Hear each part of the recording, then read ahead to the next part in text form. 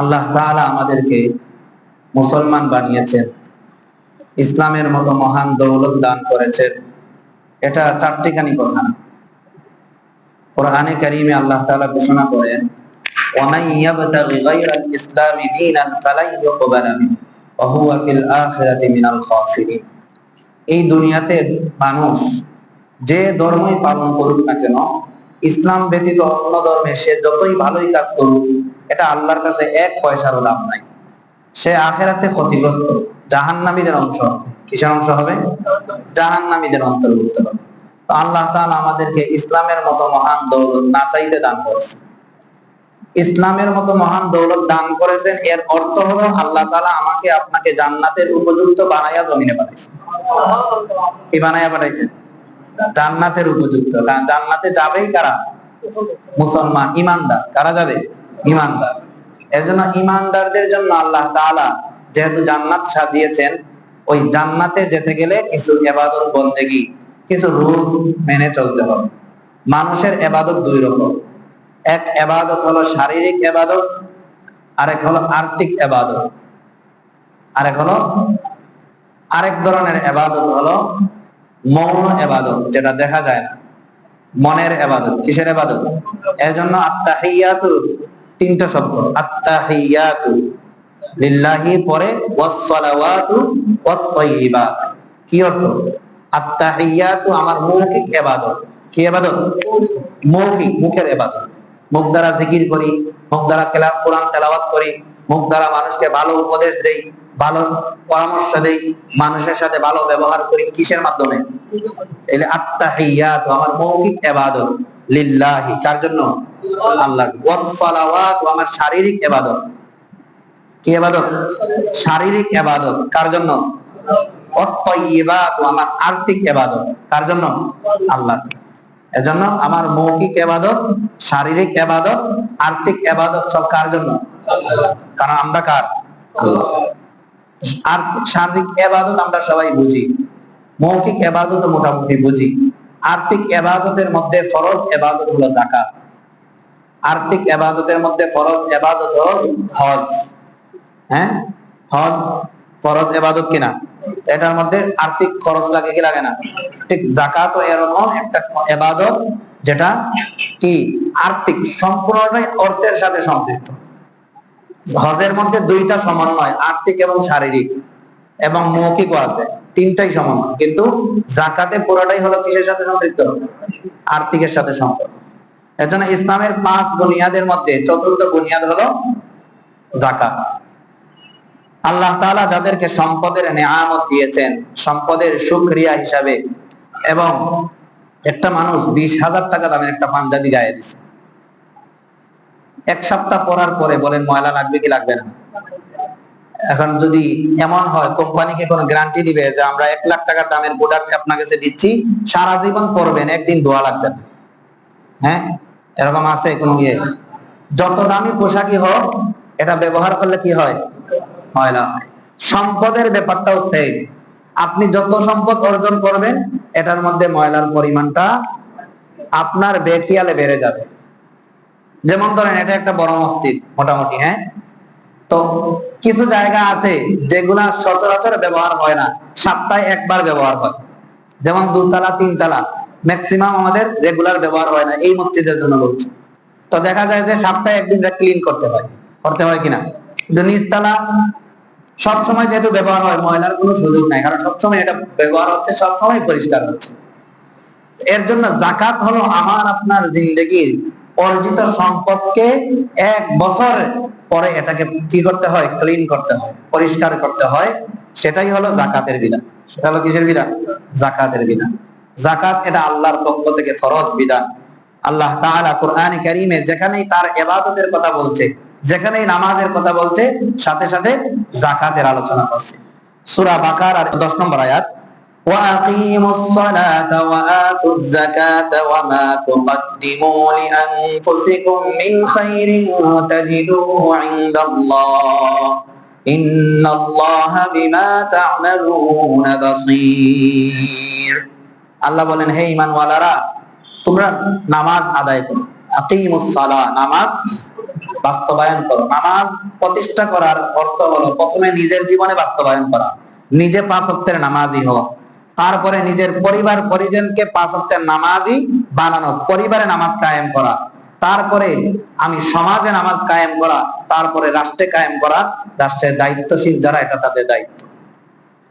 ওয়া আতুজ যাকাত, তোমরা যাকাত আদায় করো।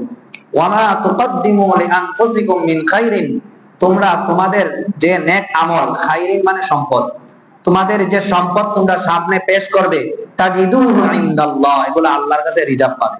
সুবহানাল্লাহ। অর্থাৎ দুনিয়াতে আমি যে সম্পদ ব্যয় করতেছি আল্লাহর সন্তুষ্টির জন্য, এটা এমনি ফাও ফাও না, এটার প্রতিদান আমি কিয়ামতের দিন পাবো। ইন্নাল্লাহা বিমা তা'মালুনা বাসীর, আল্লাহ তাআলা বলেন তোমাদের আমলের সম্পর্কে আমি খুব অবগত, আমি দেখি, আমি তোমাদের আমল সম্পর্কে জানি, তোমরা কি আমল করতেছো এগুলো সব আমি হিসাব রাখি। আল্লাহ তাআলা যেখানেই তার ইবাদতের কথা বলেছেন সাথে যাকাতের কথা বলেছেন। কারণ কি? এর কারণ হলো বান্দা আল্লাহর হকের ব্যাপারে যেরকম সচেতন থাকবে, ঠিক তার জিম্মায় যে সকল মানুষের হক আছে, মানুষের হকের ব্যাপারে সে সমান সচেতন যেন থাকে। শুধু আল্লাহর হক আদায় করলো আর বান্দার হক আদায় করলো না, এমন বান্দা আল্লাহ পছন্দ করেন না। কেউ আছেন 5 ওয়াক্তের নামাজ ঠিকই পড়ে কিন্তু আরেকজনের হক মাই রাখে, এরকম মানুষ আছে না? নামাজ পড়তে পড়তে কপালে একেবারে গা বানায় ফেলছে, কিন্তু দেখা যায় আরেকজনের প্রতিবেশীর জায়গার উপরে বাউন্ডারি করে ফেলছে। আরেকজনের সাথে লেনদেন করছিল, লেনদেন পরিশোধ করে না। তাহলে আল্লাহ তাআলা এখানে কেন যাকাতের সাথে, নামাজের সাথে যাকাতের আলোচনা? কারণ নামাজ একমাত্র আল্লাহর জন্য। নামাজ কি? নামাজ যদি কেউ লৌকিকতার জন্য করে, এই নামাজ তার জন্য জাহান্নামে যাওয়ার কারণ হয়। সূরা মাউনের মধ্যে বলছেন ফাওয়াইলুল লিল মুসাল্লিন, ওই সকল নামাজি ধ্বংস হোক যে সকল নামাজি আল্লাযীনা হুম আন সালাতিহিম সাহুন, নামাজে গাফলতি করে, তারপরে মানুষকে দেখানোর জন্য নামাজ পড়ে। আল্লাযীনা হুম আন সালাতিহিম সাহুন আল্লাযীনা হুম ইউরাউন, মানুষকে দেখানোর জন্য নামাজ পড়ে। তাহলে লৌকিকতার জন্য নামাজ হয় না। কি হয় না? নামাজ একমাত্র আল্লাহর। ঠিক যাকাত এটা বান্দার হক। কার হক? 8 শ্রেণীর মানুষের হক হলো এই যাকাত। যাকাত যদি দেই তাহলে আমার উপকার কি হবে? মৌলিক 3টা উপকার হবে। 1 নম্বর হলো সম্পদ পবিত্র হবে। সম্পদ কি হবে? আমরা উদাহরণ দিয়েছি, আপনি 20,000 টাকা দামের একটা পাঞ্জাবি গায়ে দেন, ওই জামা 1 সপ্তাহ পরার পরে ময়লা হবে, এটাকে কি করতে হবে?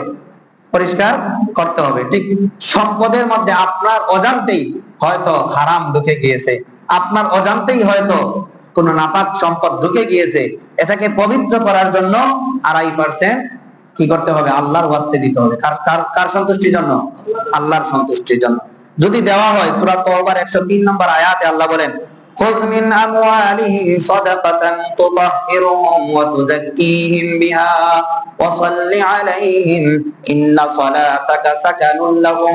নবী আপনি আপনার উম্মতের কাছ থেকে সাদাকা, উদ্দেশ্য হলো যাকাত, সাদাকা গ্রহণ করুন, যাকাত গ্রহণ করুন, এর দ্বারা আপনি তাদেরকে তুতাহহিরুহুম পবিত্র করেন, ওয়া তুযাক্কিহিম তাদেরকে পবিত্র করেন, তুতাহহিরুহুম ওয়া তুযাক্কিহিম ওয়া সাল্লি আলাইহিম এবং আপনি তাদের জন্য বরকতের দোয়া করেন। কি করেন? বরকতের দোয়া করেন। 2 নম্বর হলো সাদাকা যে করবে তার মনের কৃপণতার স্বভাব দূর হবে। কি হবে? কারণ সম্পদ এমন একটা জিনিস,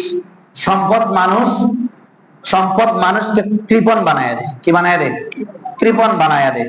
তো যে বান্দা আল্লাহর সন্তুষ্টির জন্য সম্পদ অর্জন করে, আল্লাহর জন্যই জীবন ব্যয় করে, যে বান্দা এই কথার স্বীকার করে ইন্না সালাতি ওয়া নুসুকি ওয়া মাহইয়ায়া ওয়া মামাতি লিল্লাহি রাব্বিল আলামিন, আমার আর্থিক ইবাদত, আমার মৌখিক ইবাদত, আমার জীবন মরণ সকল কিছু তার জন্য, এই চিন্তা যার ভিতরে থাকবে, তার ভিতরে তখন যাকাত দিতে আর টেনশন লাগবে। তার কোটি টাকার সম্পদ হলেও, মিলিয়ন ডলারের মালিক হলেও সে ঠিকই যাকাত আদায় করবে, কারণ সে জানে এই সম্পদের প্রকৃত মালিক কে? আল্লাহ আমাকে দয়া করে দান করেছেন। সম্পদ আল্লাহ দিয়েছেন মানে আল্লাহ আপনার উপরে অনুগ্রহ দেখাচ্ছে। আপনাকে আল্লাহ অন্যের ঘরের মুহতাজ বানায়া দেন নাই, আপনার ঘরে 8 শ্রেণীর মানুষকে মুহতাজ বানায়া দিয়েছেন, আপনাকে 8 শ্রেণীর অন্তর্ভুক্ত করেন নাই। তাহলে এটা আল্লাহ তাআলার পক্ষ থেকে অনুগ্রহ কিনা? এজন্য সম্পদকে আল্লাহ তাআলা অনুগ্রহ করেছে, মিন ফাদলিল্লাহ। সূরা মুজাম্মিলের মধ্যে আল্লাহ বলেছেন, হ্যাঁ, তাহলে সম্পদ এটা পাওয়া, সম্পদ জাকাত হিসাবে যখন পরিশোধ করব, এটার দ্বারা জাকাত আদায়কারীর মনের কৃপণতা দূর হয়। আর যে জাকাত দেয় না, কেন দেয় না? এই কৃপণতার কারণে দেয় না, যে আমার সম্পদ আমি, তার যুক্তি হলো আমি উপার্জন করলাম, আমি কেন আরেকজনকে দিব। এটা সম্পদের কৃপণতা। আল্লাহ তাআলা সূরা হুমাযার মধ্যে বলেন, ওয়াইলুল লিকুল্লি হুমাযাতিল লুমাযা আল্লাযী জামাআ মালাহু ওয়া আদ্দাদা ইয়াহসাবু আন্না মালাহু আখলাদা। জমিনের মধ্যে এমন অনেক বান্দা বান্দি আছে, আল্লাযী জামাআ মালাহু ওয়া আদ্দাদা, সম্পদ জমা করে আর শুধু দিনরাত গণনা করে, হিসাব করে, খালি টাকা বাড়তেছে, খালি বাড়তেছে, কিন্তু খালি গণে আর চিন্তা করে এই সম্পত্তি তাকে সবকিছু থেকে কি করবে, রক্ষা করবে। পুঁজিবাদী সমাজ ব্যবস্থা আমাদেরকে কি করে দিয়েছে, মুসলমানদের অন্তরে কি ঢুকাইয়া দিয়েছে, পুঁজিবাদ নিয়ে স্বতন্ত্র আলোচনা করা দরকার। পুঁজিবাদী সমাজ ব্যবস্থা আমাদেরকে শিখাইয়া দিছে যে টাকা হলেই সব হয়। কিন্তু কি শিখাইছে? টাকা হইলেই সব হয়। টাকার আরেক নাম দিছে হলো গড। টাকার আরেক নাম দিছে কি? হ্যাঁ, মানি ইজ সেকেন্ড কি গড, এরকম একটা কথা আছে না ইংরেজিতে। তো এর অর্থ কি বোঝাইছে? এটা পুঁজিবাদী সমাজ ব্যবস্থা। দুনিয়ার কাফের বেদিনরা, যাদের থিওরি হলো ইন হিয়া ইল্লা হায়াতুনাদ দুনিয়া নামুতু ওয়া নাহইয়া ওয়া মা ইউহলিকুনা ইল্লা দাহর, খাও দাও ফুর্তি করো, দুনিয়াটা মস্ত বড়, যাদের থিওরি, তারা বলে টাকা হইলেই সব, আর কিছু লাগে না। এর জন্য পুঁজিবাদী সমাজ ব্যবস্থার মধ্যে একজন নারী বেশ্যার জন্য সার্টিফিকেট পায়, লাইসেন্স পায় বেশ্যাগিরি করার জন্য, পায় কি পায় না? কারণ পুঁজিবাদী সমাজ ব্যবস্থার থিওরি হলো যেভাবে পারো টাকা কামাও, টাকা কামাইলেই হইল। কি কামাইলেই হইল? এর জন্য একজন দেহ ব্যবসায়ীও কি পায়, তার লাইসেন্স পায়, সিকিউরিটি পায়। কেন? এটা পুঁজিবাদী সমাজ ব্যবস্থা। এটা নিয়ে স্বতন্ত্র আলোচনা আল্লাহ তৌফিক দিলে করব। তাহলে কৃপণতা দূর হওয়ার জন্য জাকাতের ব্যবস্থা। কৃপণতা দূর হওয়ার জন্য বান্দা এটা মনে করবে, লিল্লাহি মা ফিস সামাওয়াতি ওয়া মা ফিল আরদ, আসমান জমিনের যা কিছু আছে, আমি, আমার সম্পদ, আমার জীবন, আমার যৌবন, আমার সম্মান, আমার প্রভাব, আমার প্রতিপত্তি, সবকিছু আল্লাহ আমাকে দিয়েছেন। কে দিয়েছেন? আল্লাহ দিয়েছেন। এগুলো আল্লাহর পক্ষ থেকে আমার কাছে আমানত। আল্লাহর পক্ষ থেকে আমার কাছে আমানত। 3 নম্বর হলো, যাকাত দেওয়ার মাধ্যমে সমাজে একটা ভারসাম্য রক্ষা হয়, ধনী এবং গরিবের মধ্যে একটা সুসম্পর্ক তৈরি হয়। ধনী ব্যক্তি যখন গরিব ব্যক্তিকে দেয়, তখন তার অভাব মোচন হয় এবং তার ভিতরে একটা কৃতজ্ঞতা বোধ আসে। আর ধনী ব্যক্তি দেওয়ার কারণে তার ভিতরে দায়িত্ববোধ আসে। দুই ব্যক্তি যখন এক হয়, সমাজের মধ্যে থেকে অন্যায় অশ্লীলতা অনেকটাই দূর হয়ে যায়। আমাদের সমাজ থেকে অন্যায় অশ্লীলতা, খুন খারাপি, রাহাজানি, আমাদের অপরাধগুলো কমতেছে না কেন? আমরা হক আদায় করতেছি না ঠিক। আমরা যদি ঠিক মতো বান্দার হক আদায় করতাম, তাহলে অনেক অপরাধ ঠিক হয়ে যেত, অনেক অপরাধ মুছে যেত। রাসূলুল্লাহ সাল্লাল্লাহু আলাইহি সাল্লামের যুগের পর থেকে সাহাবায়ে কেরামের যুগ, তাবেঈনের যুগ, তাবেঈনের যুগ, আপনি যদি বিশ্লেষণ করেন, দেখবেন ওই যুগে অপরাধের প্রবণতাটা ছিলই। একেবারে গণার মতো অপরাধ দুই একটা সংঘটিত হয়েছে, এগুলার সমাধান হয়েছে। আর এখন হাতে গণে ভালো কাজ পাওয়া যায় না, অপরাধের সংখ্যাটাই দিন দিন বাড়তেছে। এর কারণ হলো আমরা আল্লাহর হক আদায় করতেছি না, বান্দার হক আদায় করতেছি। যাকাতের সম্পদ, অর্থাৎ কেউ যাকাতে উপযুক্ত, সে যাকাত দেওয়ার মতো উপযুক্ত মালিক হইল, সম্পদশালী হইল, সে যদি যাকাত দেয় না, কৃপণতার কারণে আল্লাহর সব দেয়া আমানতকে সে নিজের মনে করে ভোগ করতে থাকলো, এটা কারণী স্বভাব। কি স্বভাব? কারণী স্বভাব।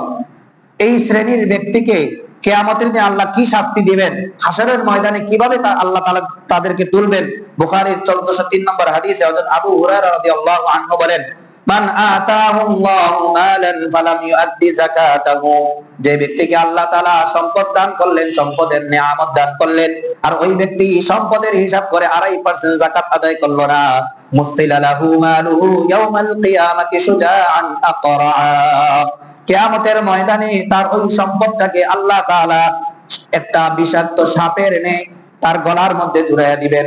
বয়স্ক এবং বিষাক্ত সাপের মতো তার গলার মধ্যে সম্পদকে ঝুলাইয়া দিবেন।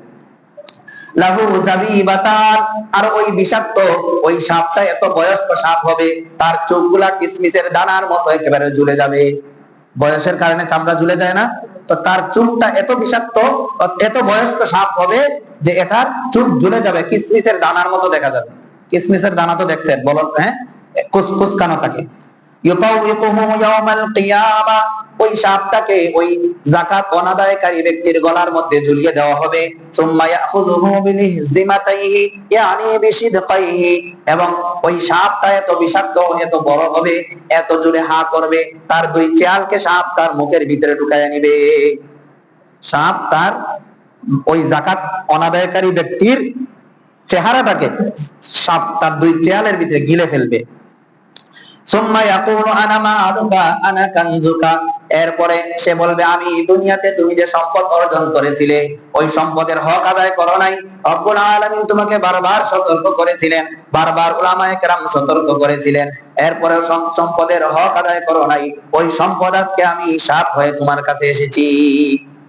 কোরআনে কারীমে আল্লাহ আরো স্পষ্ট করে বলেন, ইয়াউমা ইউহমা আলাইহা ফি নারি জাহান্নামা ফাতুকওয়া বিহা জিবাহুম ওয়া জুনুবুহুম ওয়া যুহুরুহুম হাদা মা কানাজতুম লিআনফুসিকুম ফাযুকু মা কুনতুম তাকনিজুন। যে ব্যক্তি যাকাত আদায় করলো না, কিয়ামতের দিন রব্বুল আলামিন ওই যাকাতের সম্পদকে জাহান্নামের আগুনে পরিণত করে। ইয়াউমা ইউহমা আলাইহা ফি নারি জাহান্নামা ফাতুকওয়া বিহা জিবাহুম, আল্লাহ তাআলা তার ললাটের মধ্যে ওই আগুন দিয়ে শেক দিবেন। ফাতুকওয়া বিহা জিবাহুম ওয়া জুনুবুহুম, তার দুই পাশ দিয়া, ডানে এবং বাম দিয়ে আল্লাহ আগুন দিয়ে তাকে চাপ দিবেন। ফাতুকওয়া বিহা জিবাহুম ওয়া জুনুবুহুম ওয়া যুহুরুহুম, তার পিঠ দিয়ে আল্লাহ তাআলা আগুন দিয়ে শেক দিবেন। আর ওই জাহান্নামের ওই আগুন তখন বলবে, দুনিয়াতে সম্পদ অর্জন করেছিলা, আল্লাহ তোমাকে আমানত হিসাবে দিয়েছিল, সম্পদের প্রকৃত মালিক তো হলেন আল্লাহ। ওয়ালিল্লাহি মিরাসুস সামাওয়াতি ওয়াল আরদ, আসমান জমিনের সকল কিছুর প্রকৃত মালিক হলেন আল্লাহ। আমি আপনি তো শুধু কিছুদিনের ভাড়াটিয়া। মারা যাওয়ার পরে তো এই সম্পদ আর আমার না, মারা যাওয়ার পরে আর আমার না, আমার ওয়ারিসের হয়ে যায়। তো আল্লাহ ওই সম্পদ বলবে, জমিনে যে উপার্জন করেছিলে, যাকাত আদায় করো নাই, এর জন্য আজকে তোমার কপাল, দুই পাশ, ডান এবং বাম এবং পিছনের মধ্যে আল্লাহ জাহান্নামের আগুন দিয়ে শেক দিবেন। কেন দিবেন? এটার কারণ কি? আমাদের উস্তাদে মুহতারাম জিকরুল্লাহ খান সাহেব হাফিজাহুল্লাহ এটার ব্যাখ্যায় বলেছিলেন, এটার কারণ হলো, যাকাতের মালিক যে হয়, যে ব্যক্তি যাকাত দেয়, ওই ব্যক্তি তো সম্পদশালী, তো তার কাছে অভাবী মানুষ প্রথমে এসে চেহারা বরাবর এসে বলে, ভাই আমি অভাবী, আমাকে একটু যাকাতের সম্পদ থেকে হলেও কিছু সম্পদ আমাকে দেন, যাতে আমার অভাব মোচন হয়, পরিবার নিয়ে চলতে পারি। তো কৃপণতার কারণে প্রথমে তার সাথে ফেস টু ফেস কথা বলে, তো কৃপণতার কারণে সে কি করে, চেহারা ঘুরাই আনে, তো না যাও, নাই দিয়ে দিছি, এরকম বলে। হ্যাঁ, তো ঘুরায় ডান দিকে ঘুরায়, কথার কথা। তো ডান দিকে ঘুরানোর কারণে ডান পাশ ওই ব্যক্তির বরাবর হয় কিনা? হ্যাঁ, যে ব্যক্তি চাইছে, অভাবগ্রস্ত ব্যক্তি, এবার ডান দিকে ঘুরানোর পরে অভাবী ব্যক্তি আবার সামনে আসে, ভাই আমাকে একটু দেন, আমাকে একটু দেন, এরকম তার কাকুতি মিনতি করে। এবার কৃপণতার কারণে দেন, আবার বাম দিকে ঘুরে, তো বাম দিকে ঘুরলে বাম পাশ তার ফেসের সামনে আসে। ওই যে আল্লাহ বলে, ফাতুকওয়া বিহা জিবাহুম, চাইছিল তোমার মুখের সামনে এসে, তুমি দেও নাই, তোমার সম্পদকে তুমি কুক্ষিগত করে রেখেছো, কৃপণতা করেছো, এজন্য কপাল পুরাবো। ডান দিক থেকে ফিরে গিয়েছিল, এর জন্য বাম দিক পুরাবো, বাম দিকে ফিরে গিয়েছিল, আবার ডান দিক পুরাবো, সর্বশেষ কি করে, দরজা লাগাই দেয়, লাগাই পিছন দিকে চলে যায়, এর জন্য পিঠও আল্লাহ পুরাবে। কি করবেন? এর জন্য প্রকৃত অভাবী যদি কেউ হয়, তাকে সহযোগিতা করা। প্রকৃত অভাবী, এখন তো সমস্যা হয়ে গেছে, পেশাদার অভাবী বাইরে গেছে। কি বাইরে গেছে? পেশাদার অভাবী বের হয়ে গেছে, এবং এটা মুসিবত হয়ে দাঁড়াইছে। মসজিদের মধ্যে নামাজ চলে, এলান করা শুরু করে নিজে নিজে। পেশাদার, এরা হলো পেশাদার ভিক্ষুক, পেশাদার অভাবী এরা। এমন অনেক ভিক্ষুক আছে, এর উপরে যাকাত খরচ। এমন অনেক ভিক্ষুক আছে, তার উপরে যাকাত খরচ। উত্তরায় একজন আছে, এর ফ্ল্যাট আছে 13 নম্বর সেক্টর, এর নিজে ফ্ল্যাটের মালিক। এক ব্যাংকের কর্মকর্তা, আমার এক আত্মীয়, উনি বললেন আর কি, উত্তরায় এক ব্রাঞ্চে চাকরি করতেন, বলতেন এক ভিক্ষুক প্রত্যেক সপ্তাহে টাকা জমা করার জন্য কি করতো, ব্যাংকে আসতো। খুব ভালো কাপড় চোপড় পরে যাইতো, বুঝতেন না। পরে অনেকদিন পরে তার সাথে যখন সুসম্পর্ক হয়েছে, পরে জিজ্ঞাসা করলো, এগুলো কোথা থেকে আনো? ভিক্ষা করে আনে। কি ভিক্ষা করে এনে ব্যাংকে টাকা জমা করে? এই হলো পেশাদার। এই জন্য পেশাদারদের ব্যাপারে সতর্ক থাকা, প্রকৃত অভাবীর ব্যাপারে কি থাকা, সচেতন থাকা। প্রকৃত অভাবীর ব্যাপারে আমার দিল থেকে দরদ থাকা, তাকে সাহায্য সহযোগিতা করা। তাহলে যাকাতের সম্পদ যদি কেউ উপযুক্ত হইল, যাকাত দিল না, তাহলে আল্লাহ তাআলা কিয়ামতের দিন তার ওই সম্পদকে সাপ বানায়া গলায় ঝুলাইয়া দিবেন। হাসরের চূড়ান্ত ফায়সালা তাকে জাহান্নামে দিবেন এবং তার কপাল, তার ডান পাশ, তার বাম পাশ, তার পিঠ জাহান্নামের আগুন দিয়ে আল্লাহ পুরাইবেন। আল্লাহ তাআলা আমাদেরকে হেফাজত করেন। 2 নম্বর হলো, যাকাত যদি কেউ দেয় তাহলে সবচেয়ে মন্দ স্বভাবের মধ্যে, মানুষের কয়েকটা স্বভাব আছে মন্দ স্বভাব, যেগুলা থাকলে মানুষ এই মানুষকে খারাপ হিসাবে মানুষ জানে। এর মধ্যে একটা হলো কৃপণতা। কার ভিতরে যদি কৃপণতা থাকে, মানুষ তাকে ভালো মানুষ জানে না। এটা খুবই মন্দ স্বভাব, খুবই মন্দ স্বভাব, নিকৃষ্ট স্বভাব। আল্লাহ তাআলা নিন্দা করেছেন,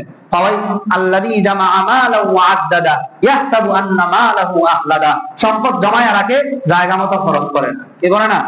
জায়গা মতো খরচ করে না। খরচের খাতের ব্যাপারে সচেতন থাকে না। এজন্য খরচের খাতের ব্যাপারে 2 গুণ থাকতে হবে। কয় গুণ? ইন্নী হাফিজুন আলিমুন, ইন্নী হাফিজুন আলিমুন। হাফিজ মানে সম্পদ সংরক্ষণ করা, এই ব্যাপারে তার জ্ঞান থাকতে হবে। 2 নম্বর হলো খরচের খাত বুঝে দরদের সাথে খরচ করতে হবে। ইউসুফ আলাইহিস সালাম বলেছিলেন, আমাকে আপনি অর্থমন্ত্রী বানান, আমার 2 গুণ আছে।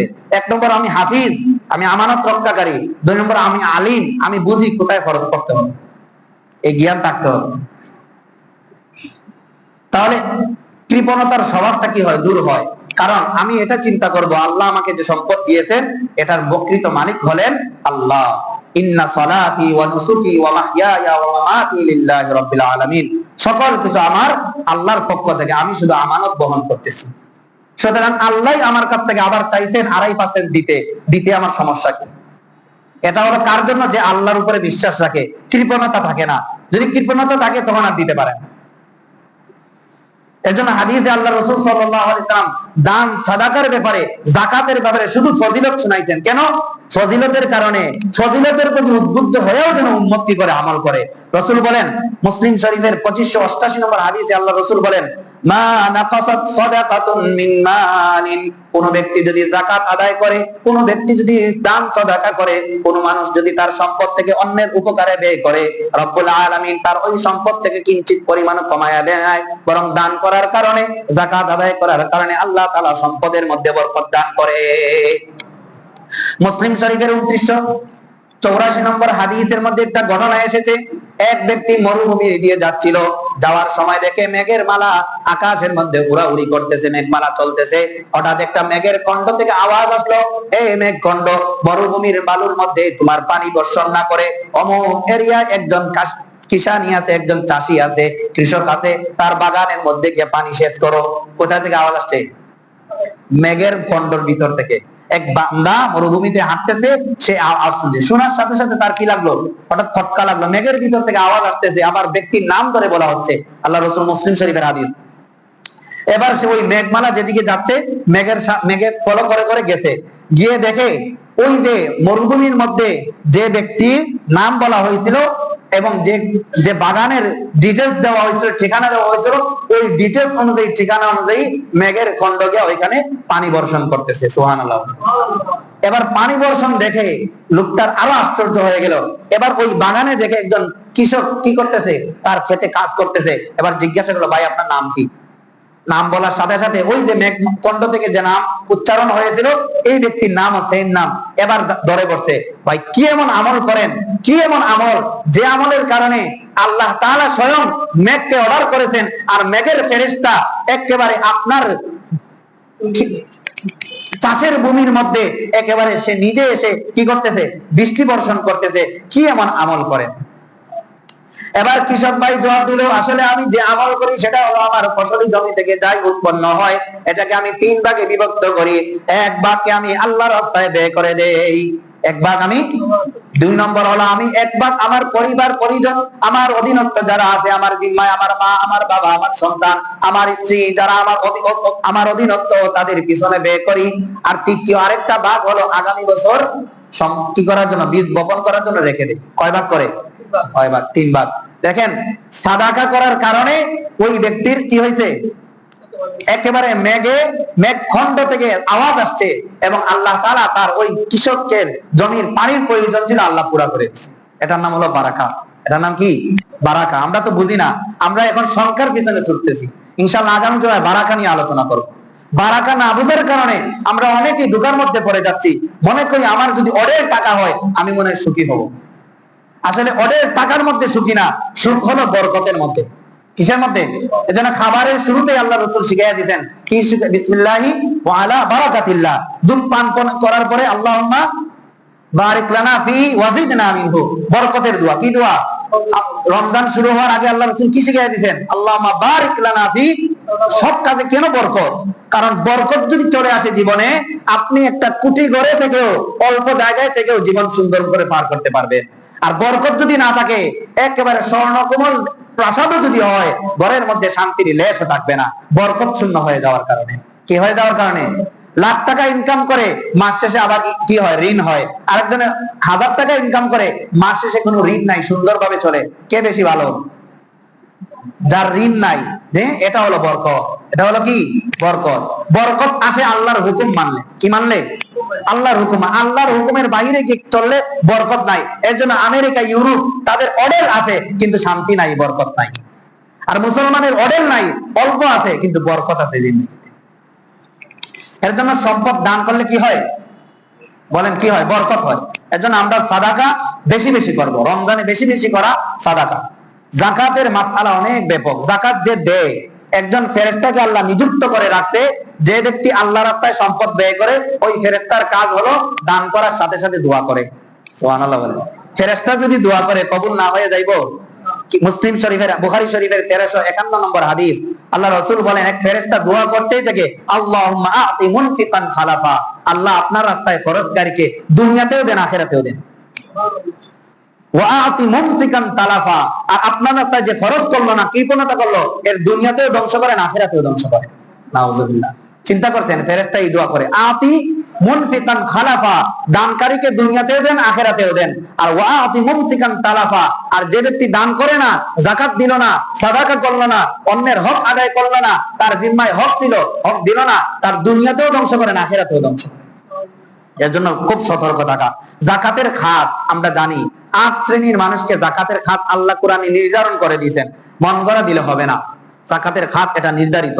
ইন্নামাস সাদাকাতু লিল ফুকারাই ওয়াল মাসাকিন ওয়াল আমিলিনা আলাইহা ওয়াল মুআল্লাফাতি কুলুবুহুম ওয়া ফির রিকাব। রব্বুল আলামিন বলেন সাদাকা 1 নম্বর ফকিরের হক। কার হক? ফকির মানে নেশাব পরিমাণ মালের মালিক না, সে তার সম্পদ আছে কিন্তু দরিদ্র মানুষ, অভাবী মানুষ। হ্যাঁ।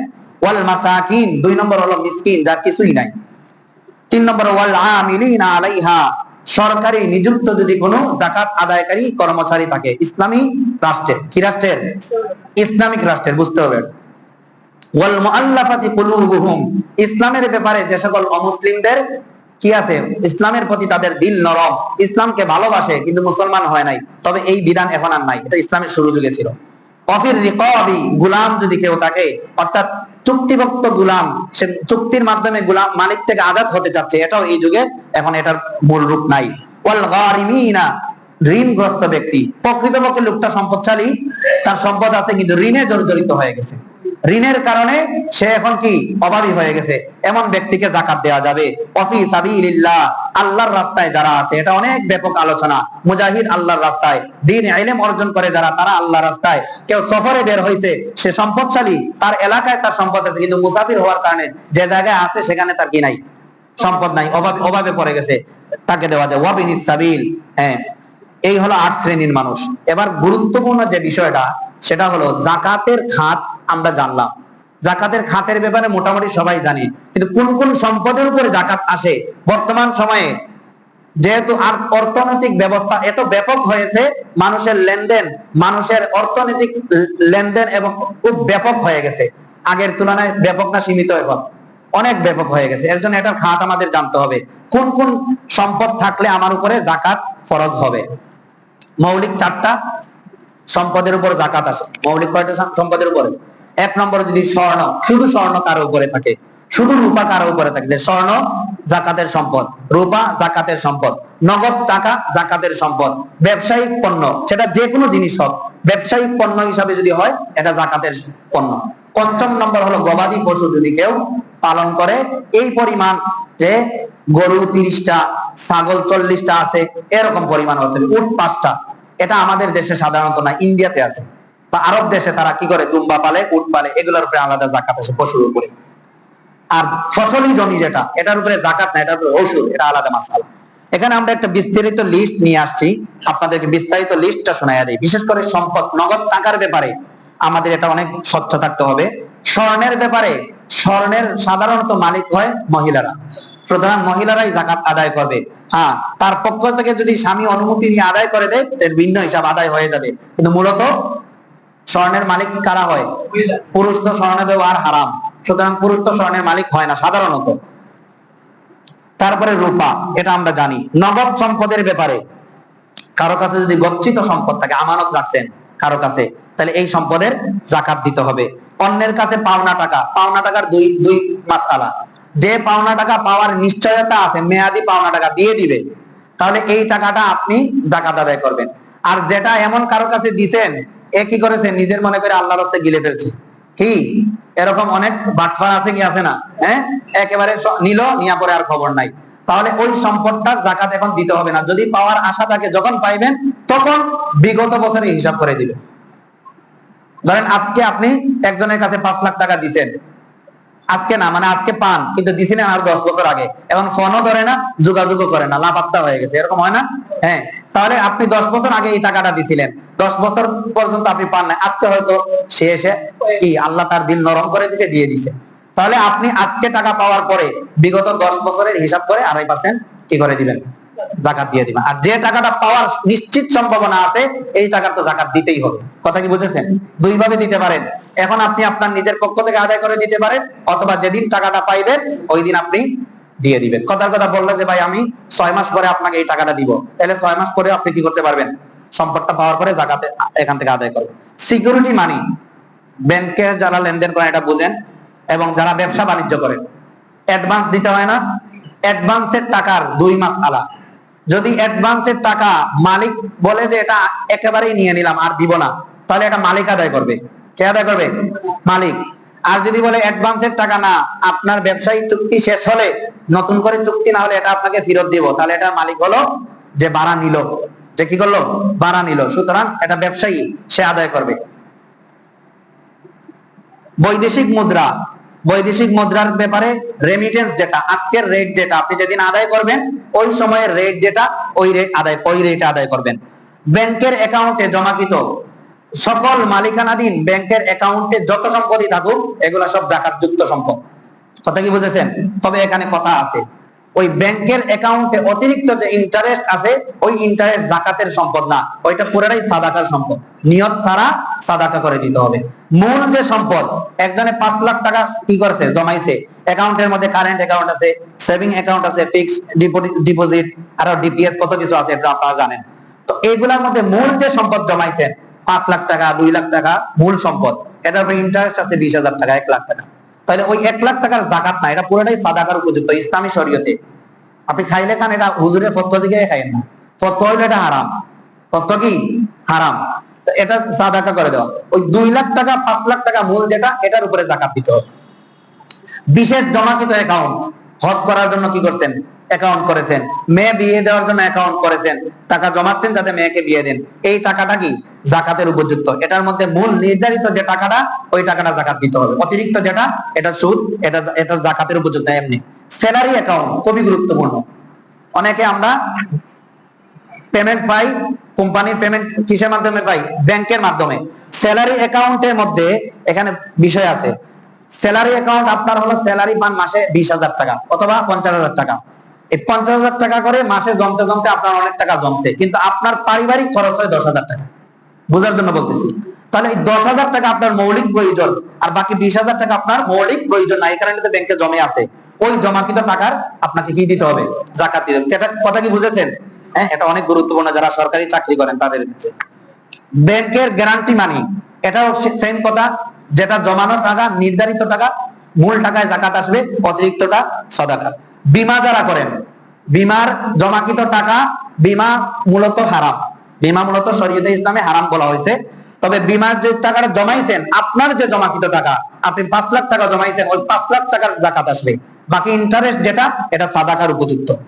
এরপরে বন্ড, ট্রেজারি, সঞ্চয়পত্র, এগুলো আলাদা, এগুলো এই এরিয়াতে সাধারণত ইন্ডাস্ট্রিয়াল এরিয়া না, এগুলো আমরা দরকার নাই। প্রভিডেন্ট ফান্ড, প্রভিডেন্ট ফান্ডে ঐচ্ছিক যে টাকাটা জমানো হয়, কোম্পানি নির্ধারণ করে দিল যে প্রত্যেক মাসে তোমার স্যালারি থেকে 5,000 রাখা হবে, যেদিন পেনশন হিসাবে পরে দেওয়া হবে, তাহলে ওই ঐচ্ছিক টাকাটার নির্ধারিত যেটা জমবে এটার কি আসবে? জাকাত আসবে। তবে শর্ত আছে, শর্ত হলো যেদিন পাবো, যেদিন আপনি চাকরি করতেছেন 20 বছর যাবত, ওই 20 বছরে কোম্পানি বাধ্যতামূলক আপনার কি 1,000 টাকা করে কি করতেছে? রেখে দিতেছে, তাহলে এই টাকার মালিক এখন আপনি হন নাই, এই টাকার কি হন নাই? মালিক যেদিন হইবেন ওই দিন হলো আপনি জাকাত দিবেন, বিগত বছরে দিতে হবে না। তবে ওই যে প্রভিডেন্ট ফান্ডে যদি কেউ ঐচ্ছিক টাকা রাখে, ঐচ্ছিক মানে কোম্পানি বলছে আমরা আপনার কাছ থেকে 5 লাখ টাকা করে বাধ্যতামূলক নিব, সে চিন্তা করলো বাধ্যতামূলক বলতে আমি আরো 5,000 যদি রাখি আমার দরকার পড়তেছে না, তাহলে এই অতিরিক্ত যে 5,000 টাকা এটা তাকে কোম্পানি মালিক বানাইয়া দিছে, কিন্তু সে জমা রাখতেছে, তাহলে এই টাকার জাকাত কিন্তু প্রত্যেক বছরে বছরে দিতে হবে। কথা কি বুঝেছেন কিনা? না বুঝলে এটা ব্যক্তিগতভাবে আবার বুঝে নিবেন, সময় কম, বিস্তারিত আলোচনা করা যাবে না। কোম্পানির শেয়ার, কোম্পানির শেয়ারের উপরে বাজার মূল্য অনুযায়ী জাকাত আসে। সমিতি যারা করেন, সমিতির প্রত্যেকের নির্ধারিত সম্পদের উপরে জাকাত আসবে। 10 জনে মিলে সমিতি করছেন, সমিতিতে প্রত্যেকে 1 লাখ টাকা করে 10 লাখ জমাইছেন, তো প্রত্যেকের 1 লাখের আলাদা আলাদা যদি আপনি জাকাতের উপযুক্ত হন, জাকাতের মালিক হয়ে গেছেন জাকাত দেওয়ার, তাহলে আপনার সম্পদের উপরে জাকাত আসবে। বাড়ি ভাড়া, দোকান ভাড়া, ভাড়া বাবদ যেটা আসবে, ভাড়ার অর্জিত সম্পদের উপরে, এটা টাকার হিসাব, সহজ কথা কি টাকা, এটা যদি আপনার প্রয়োজনে অতিরিক্ত হয় তাহলে দিতে হবে। ব্যবসায়ী পণ্যের ব্যাপারে খুবই গুরুত্বপূর্ণ, ব্যবসায়িক পণ্য যদি যে কোনো জিনিস হোক, একটা জমি কিনছে ব্যবসার উদ্দেশ্যে, কিসের উদ্দেশ্যে? একটা ফ্ল্যাট কিনেছে ব্যবসা করার উদ্দেশ্যে, তাহলে ওই ফ্ল্যাট, ওই জমি বা যে কোনো জিনিস এটা ব্যবসায়িক পণ্য হিসাবে এটাকে বাজার মূল্য ধরে এটার জাকাত আসবে। কিন্তু থাকার নিয়তে বাড়ি কিনছে অথবা থাকার নিয়তে ফ্ল্যাট কিনছে, সেটা 10টা ফ্ল্যাট কিনুক, থাকার নিয়তে, কিসের নিয়তে? থাকার নিয়তে যদি করে তাহলে এটাতে জাকাত আসবে না। কি আসবে না? জাকাত আসবে না। হ্যাঁ, 10টা ফ্ল্যাট কেনার পরে 10টা ভাড়া দিছে, তাহলে ভাড়ার উপরে সম্পদের জাকাত, এটা আলাদা। কিন্তু 10টা ফ্ল্যাট কিনেছে ব্যবসা করার জন্য, তাহলে 10টা ফ্ল্যাটের ব্যবসায়িক পণ্য হিসাবে এটার জাকাত আসবে।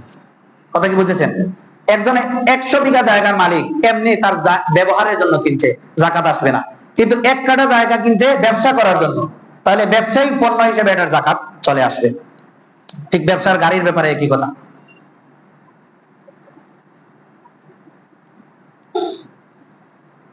এই পর্যন্ত মোটামুটি মৌলিক কিছু বলে ফেললাম। এরপরেও আমরা যারা প্রত্যেকেই নির্ধারিত সম্পদের মালিক আছি, একজন বিজ্ঞ আলেমের সাথে পরামর্শ করে আমরা এটা কি করব?